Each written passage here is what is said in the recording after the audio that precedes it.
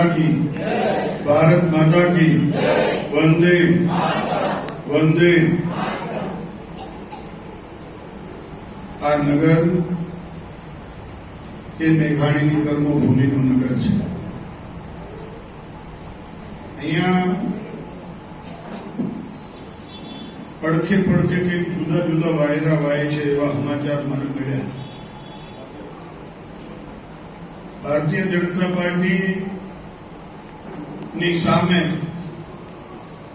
લડ્યા વગર 750 બેઠક આપણે જીતી જઈ મળી છે। પણ ભારત માતા की, भारत माता की धन्यवाद। આજના આ સંઘનાથ સંમેલનમાં આપણી વચ્ચે ઉપસ્થિત વર્ષોથી જેણે સંગઠનનું કામ કર્યું, સરકાર અને સંગઠન બંનેની અંદર વિશેષ રીતે જવાબદારી જેણે સંભાળી છે એવા મારા પરમ સ્નેહી સતત એમની પાસેથી મને માર્ગદર્શન મળતું રહે આદરણીય જિલ્લા ભારતીય જનતા પાર્ટીના સન્માનીય પ્રભારી આદરણીય અભયસિંહ ચૌહાણ સાહેબ, મંચ ઉપર ઉપસ્થિત ભાઈ મનોજભાઈ મેહડાજી, નગર આદરણીય રવિભાઈ, આદરણીય એપી લીબડિયાજી, ધીરુભાઈ, રાજુભાઈ, અભયભાઈ, પ્રવીણભાઈ, હિરેનભાઈ અને વિશાળ સંખ્યામાં ઉપસ્થિત સૌ નગરના વડીલો, માતાઓ, બહેનો, આપ સૌને મારા પ્રણામ। વાગ્યા છે, અમુકને 11:30 જમવાની ટેવ હોય, હું સમજુ છું, પણ તેમ છતાંય ચૂંટણીનો માહોલ છે તે સ્વાભાવિક મારી માતા બહેનોને કદાચ રાંધવાનું પણ જ બાકી હશે, એટલે ઘરે છોકરાઓ ભૂખ્યા હશે, ઘરધણી ભૂખ્યા હશે એની ચિંતા હશે। 26મી તારીખે મતદાન છે અને 28મી તારીખે આપણું આ પરિણામ છે ચૂંટણી। શું થશે એમ તો મને વાવડની કઈ સમાચાર મળે? વિજય ભાજપ આવે છે 100%। લ્યો તો પછી હું ક્યાં કશું બોલવાનું છું, જોજો તમે। હવે ક્યાં મારે કઈ બોલવાનું રહ્યું? હું ક્યાં કશું બોલવાનું છું, જોજો તમે। પણ છે ને એ બધું ખોલવાનું છું પાછો, જોજો તમે। પટારો ભરી અને નરેન્દ્ર મોદીની વાતો અને વિકાસના વિષયો નથી કરવા, પણ આ બરોબર સમય આવ્યો છે બધું ખોલવાનો છું, જોજો તમે। અને બોલ્યા એકલા હનુમાનનો હક કે આખો દરિયો એકલો કૂદે? એકલા હનુમાનનો હક કે આખો દરિયો એકલો કૂદે? આજ હું તમારી વચ્ચે પાણી ઉપર દોડવાનો છું, જોજો તમે। તમારા બધાની વચ્ચે મારે જે વાત વિષય મૂકવા છે, મેં શરૂઆત કરી એ મુજબ રાષ્ટ્રીય શહેર ઝવેરચંદ મેઘાણીજીની કર્મભૂમિ આ 30 વર્ષથી ભારતીય જનતા પાર્ટીનું અહીં શાસન ગુજરાતની અંદર, એટલે કદાચ અહીં બેઠેલી એક શ્રેણીએ એ કોંગ્રેસનો કાર્યકાળ જોયો નથી। આ દેશ અંગ્રેજોની ગુલામીની અંદર આઝાદી માટેની ઈચ્છા અનેક નવલોહિયાઓએ પોતાના પ્રાણના બલિદાન આપ્યા અને મેઘાણીજી રાષ્ટ્રીય શાયર બને અને વાતો લખાય। ગણપતિ 100 જોડી સમરા ગણતી આવે, સમર સેવિકા કોમલ સેજ બિછાવે, ઘાયલ મરતા મરતા એ માતની આઝાદી ગાવે। આઝાદીના ગીત એક એક ભારતીય સપના જોયા હશે। અને છેલ્લી ગોળમેજી પરિષદની અંદર મહાત્મા ગાંધીજી જાય એ વખતે આપણી માટીનો માણસ એને ચિઠ્ઠી હાથમાં આપે, ચિઠ્ઠીમાં લખ્યું છે, એ આખા દેશના ડાયા તું હળવું ફેરવજે જૂનો ચાકુ। આ દેશ શકોની, હુણોની, અંગ્રેજોની, મુઘલોની અનેક આક્રાંતાઓની આક્રમણ થકી સોનાની ચીડિયા કહેવાતો આ દેશ જર્જરિત દેશ થઈ ગયો છે। ત્યારે દેશ આઝાદ થાય એ વખતે શું ધ્યાન રાખજે? લખે એ આખા દેશના ડાયા હળવો ફેરવજે જૂનો ચાકડો શું કામ? કે છેલ્લે રાતનો ભેરું ઓલો લોટીઓ નો રહી. હે આખા દેશના ડાયા તું હળવો ફેરવજે જૂનો ચાકડો, દેશ આઝાદ થાય. એ પછી એ ગરીબ માણસ, છેવાડાનો માણસ એ રહી ન જાય એની ચિંતા કરજે. અને એ આઝાદીના 60 વર્ષ સુધી ગરીબી હટાવો ના નારા લાગ્યા. લોકોએ એટલો બધો પ્રેમ કોંગ્રેસને આપ્યો. છેલ્લે એક નારો આવ્યો, આધી રોટી ખાएंगे મગર इंदिरा को लाएंगे. ગરીબી હટવાની વાત તો એક બાજુ પર રહી, ગરીબો વધતા રહ્યા. અનેક યોજનાઓની અંદર આપણે એનું પૃથ્થકરણ કરીએ ત્યારે આપણને ખબર પડે કે કયા પ્રકારની યોજનાઓ અમલમાં મૂકી હતી. અહીંયા તમારા પાડોમાં એક દિલ્હીની પાર્ટી આવી છે. મારે જાજી કોઈ લાંબી વાત નથી કરવી. કોંગ્રેસ અને એમની નીતિ રીતિ ઉપર બે મુદ્દાઓ તમારી સામે મૂકવા છે. કોરોનાનો એ સમય આવ્યો, કોઈ કોઈનું સગું નહીં, બાપ દીકરાને અડે નહીં, દીકરો બાપની પાસે જાય નહીં. ગંધોતર દીકરો ગુજરી ગયો હોય તો સ્મશાન સુધી કોઈ જાય નહીં, એવી સ્થિતિ હતી. અહીં બેઠેલા આમ તો ઉમેદવારશ્રીઓ પણ છે. મારે એમને પૂછવું છે કે સાહેબ, એ કોરોનાના સમય પહેલા આ દેશમાં આવી કોઈ મોટી બીમારી આવેલી ખરી? કોઈ બીમારી નથી આવી હતી. એક મરકી, પછી ટીબી, પછી પ્લેગ, પછી 1962 ની અંદર આ દેશમાં એક રોગ આવે છે અને રોગનું નામ છે ઓરી, અછબડા અને શીતળાનો રોગ. હજી કેટલાય મારા જેમ દાણા છે. એ રોગ આવ્યો 1962 ની અંદર. સાહેબ, દેશના પ્રધાનમંત્રીની ઈચ્છા શક્તિ કયા પ્રકારની છે અને એ વખતના કોંગ્રેસના આગેવાનોની ઈચ્છા શક્તિ કયા પ્રકારની છે એની તુલના તમારા સૌની સામે મારે મૂકવી છે. 1962 ની અંદર રોગ આવે છે. જે રીતે કોરોનાની સ્થિતિ હતી એવી સ્થિતિ 1962 માં થઈ. લાશોના ઢેર લાગી ગયા, અનેક લોકો મોતને ભેટ્યા. એ વખતે કોઈ વિરોધ પક્ષ હતો નહીં. 62 માં એકલા કોંગ્રેસ વાળા હતા જે ધારે પરિણામ, જે ધારે નિર્ણય કરતા હતા. તેમ છતાં 1962 માં રોગ આવે, 1967 માં કમિટી બને. હવે ભાઈ 62 માં રોગ આવ્યો, 68 માં કમિટી બનાવી. હું કરશું એની કમિટી? આ હું બોલું છું એવું નહીં. ગૂગલ ઉપર અત્યારે જોવાનું, સર્ચ કરવાનું કે ઓરી અછબડાના રોગ વખતની સરકારની કામગીરી. તો એમાં લખેલું છે 62 માં રોગ આવ્યો, 67 ની અંદર કમિટી બની અને 1972 માં વિદેશની ધરતી ઉપરથી ઓરી અછબડાની રસી લાવવામાં આવી અને આપણા લોકોને 72 માં રસી આપવામાં આવી. એના પછી અનેક વર્ષો સુધી અભિયાનો ચાલ્યા ઓરી, અછબડા અને શીતળા સામેના. અને પછી અનેક વર્ષો પછી જેમ ટીબીની મુક્તિની ઉજવણી એમણે અનેક વર્ષો પછી કરી, એવી રીતે ઓરી, અછબડા અને શીતળાના રોગની નાબૂદીની ઉજવણી અનેક વર્ષો પછી કરી. આ કોંગ્રેસની ઈચ્છા શક્તિ. હવે મારે તમને સૌને કહેવું છે, એ કોરોનાનો સમય, આખું વિશ્વ પડીકે બંધાઈ ગયું છે. કોઈ કોઈનું સગું નથી. એવા સંજોગોમાં આ માટીની અંદર રમીન મોટો થઈ અને દેશનો પ્રધાનમંત્રી બનેલા નરેન્દ્રભાઈને એક ભારતવાસીના ચિંતા થવાની શરૂ થઈ. અને એમણે વૈજ્ઞાનિકોને બોલાયા, કીધું કે આનો ઉપાય શું? કે સાહેબ, રસી બનાવવી પડે તો કે તૈયારી કરો.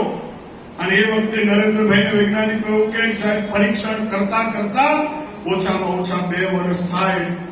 આપણી પદ્ધતિઓ, આપણા ડિપાર્ટમેન્ટ, આપણી ઓફિસો એમાં 2 વર્ષનો સમય જાય અને એ વખતે નરેન્દ્રભાઈએ એવું કીધું કે તમને મંજૂરી આપવાની જવાબદારીની ચિંતા હું કરું છું, તમે રસીની ચિંતા કરો.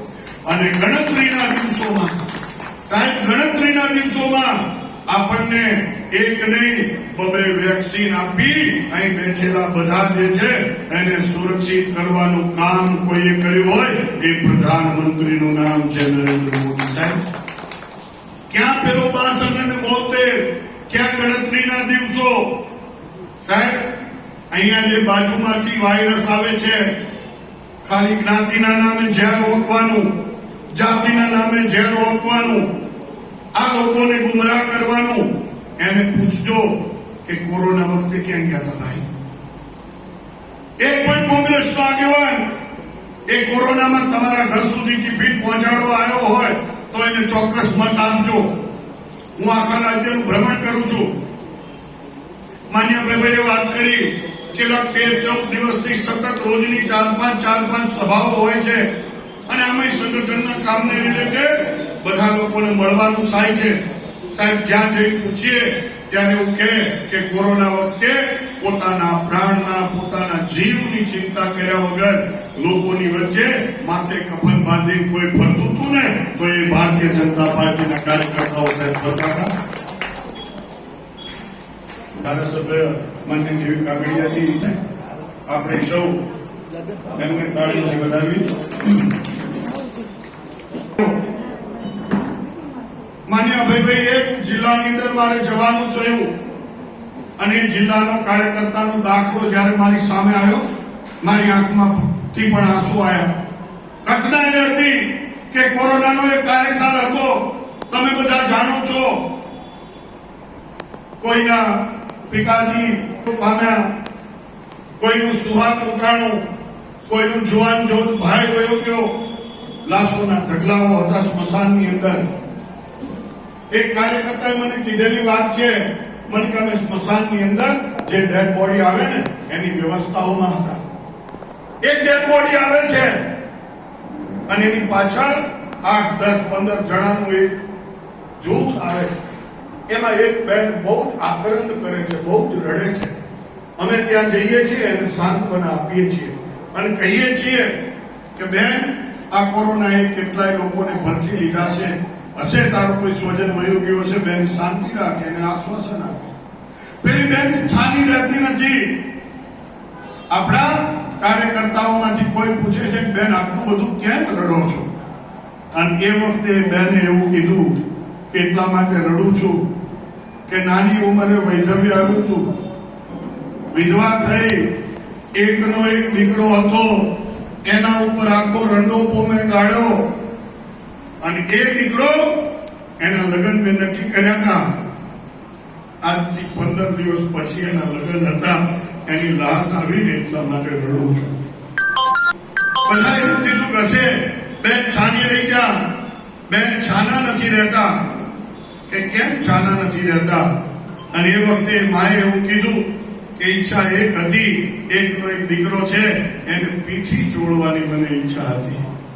મારે એને પીઠી ચોળવાની ઈચ્છા હતી. સાહેબ, મને કહેતા ગૌરવ થાય ભારતીય જનતા પાર્ટીના કાર્યકર્તાઓ માટે. અને એ વખતે કાર્યકર્તાએ એવું કીધું કે મારી તારી ઈચ્છા એ દીકરાને પીઠી ચોળવાની છે ને? કે હા. અને સાહેબ, જઈ એને દુકાન ખોલી અને પીઠી લઈ આવવામાં આવે અને એના મૃતદેહને પોતાના પ્રાણની પરવા કર્યા વગર સાહેબ પીઠી લગાવી અને અગ્નિદાહ આપવાનું કામ પવિત્ર કોઈ કરે ને તો એ ભારતીય જનતા પાર્ટીના કાર્યકર્તાઓએ કર્યું છે. આવા અનેક વિષયોના માધ્યમથી, સેવાના કાર્યોથી સતત રત રહી લોકોની વચ્ચે રહ્યા છે. ત્યારે ખાલી રાજનીતિ કરવા માટે આ પાર્ટીના લોકો આવ્યા છે. વેરઝેરની રાજનીતિ, સમાજ વચ્ચે ખાઈ ઉભી થાય એની રાજનીતિ. તો મહેરબાની કરી અહીં બેઠેલો એક વ્યક્તિ સંકલ્પ કરે. અને સાહેબ, આ ચૂંટણી સ્થાનિક સ્વરાજ્યની ચૂંટણી છે. અહીંયા તમારી વચ્ચે વિષય નરેન્દ્રભાઈના મૂકશે, બીજા ત્રીજા મૂકશે.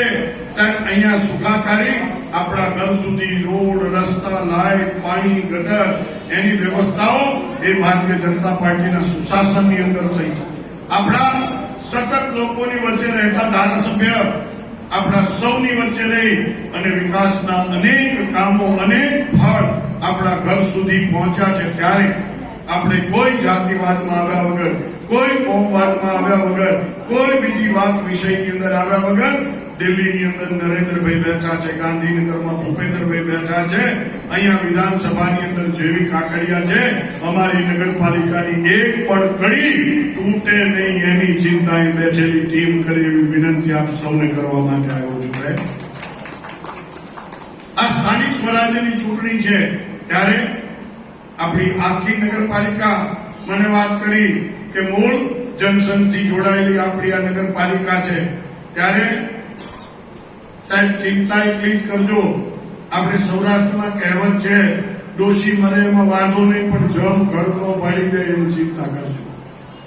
અહીં બેઠેલા બધા તમે વડીલ છો, પાર્ટીની અંદર અનેક વર્ષો સુધી તમે કામ કર્યું છે, ત્યારે કોઈ એવું વ્યક્તિત્વ, કોઈ એવી પાર્ટી આવી અને ભારતની એકતા અખંડિતતા ઉપર જે પ્રહાર કરે છે એ આવી ન જાય એની તમે ચિંતા કરજો. ત્યારે આ 26મી તારીખે આવો આપણે સૌ સાથે મળી અને આપણા કમળના નિશાન ઉપર બટન દબાવી આપણા તમામ ઉમેદવારશ્રીઓ જે છે એને વિજયી બનાવીએ. સાહેબ, અનેક સુખાકારી અનેક યોજનાઓની વાત આપ સૌની વચ્ચે મૂકી શકાય એમ છે, પણ ખૂબ સમય થયો છે.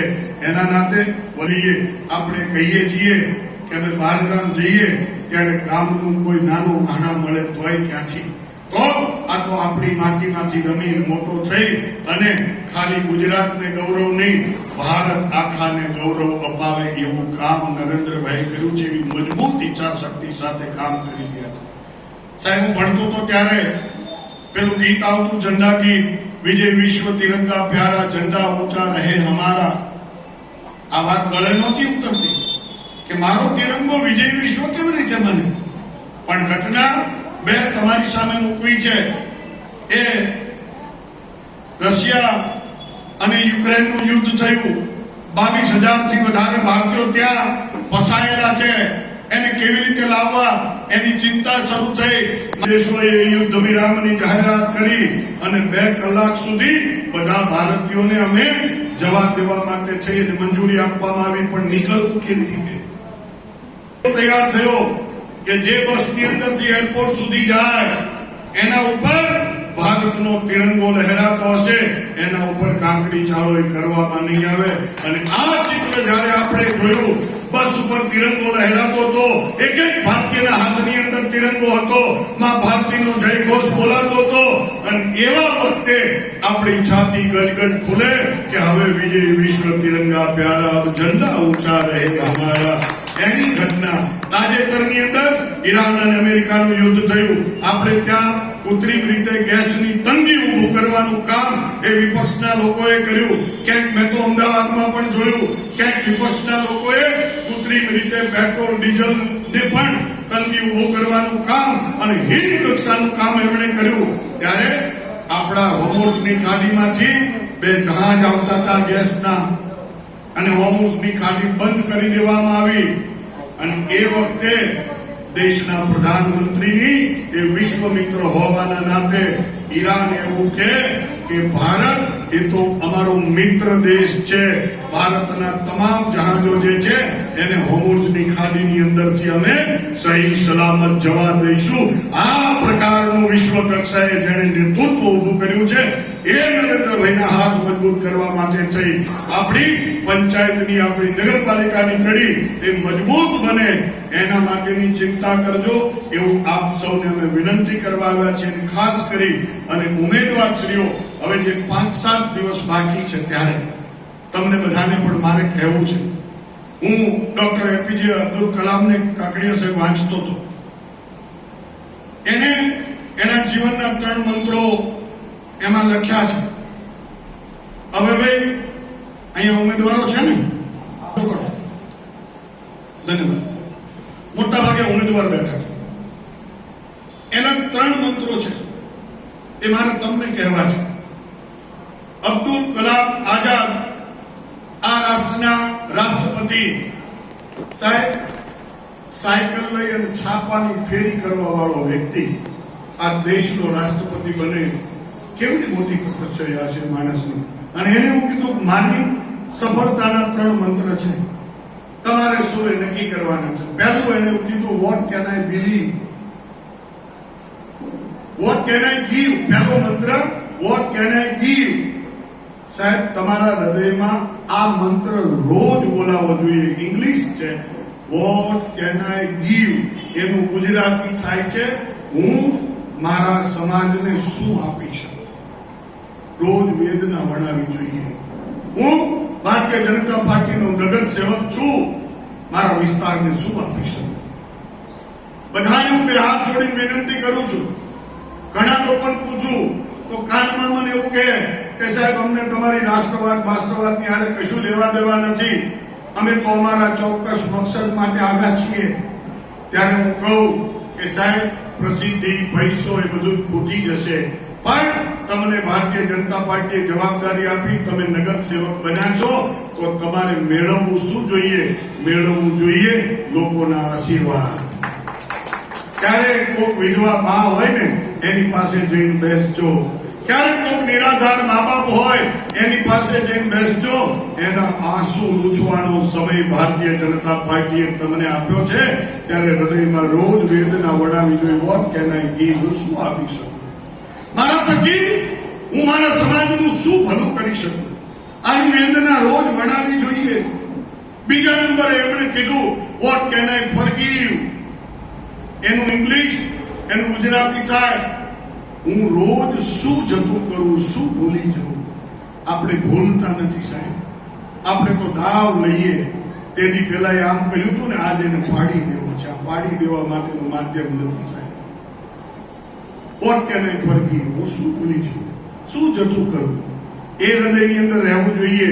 અને ત્રીજા નંબરે વોટ કેન આઈ બિલીવ, હું કોના ઉપર ભરોસો કરું. મારા ખભા ઉપર, મારી છાતી ઉપર આ કયું નિશાન છે એની રોજ ચિંતા કરજો. તો આ 3 મંત્ર તમે તમારા જીવનની અંદર ઉતારશો. હું શું આપી શકું, હું શું ભૂલી જઉં, અને ત્રીજા નંબરે હું કોના ઉપર ભરોસો કરું. આ 3 મંત્ર યાદ રાખશો ને તો મા ભારતીને પરમ વૈભવના શિખરે પહોંચાડવા માટે ક્યાંક ને ક્યાંક તમે મદદરૂપ બનશો. આ દેશ એ વિશ્વગુરુ બને એના માટે તમે ક્યાંક ને ક્યાંક મદદરૂપ બનશો. પણ એના નાતે લોકોની વચ્ચે તમે જાઓ, આજથી તમારું જીવન જાહેર જીવન છે. હવે તમે ભારતીય જનતા પાર્ટીની એસેટ છો, ભારતીય જનતા પાર્ટીની મૂડી છો. તો એના નાતે કયા પાનના ગલ્લે ઉભું રહેવું ને એ આજથી નક્કી કરજો સાહેબ. ક્યાં જવું ક્યાં ન જવું એ આજથી નક્કી કરજો. તો એ રીતે આ 3 મંત્ર સાથે આપ પણ કામ કરો. નગરની અંદર 28મી તારીખે જ્યારે પરિણામ આવે ત્યારે ભારતીય લહેરાય એવી અભ્યર્થના હાથ ઊંચા કરી માન્ય ધારાસભ્યશ્રીને કે શ્રીના સૈનિકના નાતે અમે મત આપી અપાવી અને જ્યાં સુધી વિજય સરઘસ નીકળે નહીં ત્યાં સુધી શાંતિથી બેસીશું નહીં. તો બે હાથ ઊંચા કરીને કહીએ બોલો ભારત માતા કી, ભારત માતા કી. આપ સૌનો આભાર, ધન્યવાદ. ભારત માતા કી.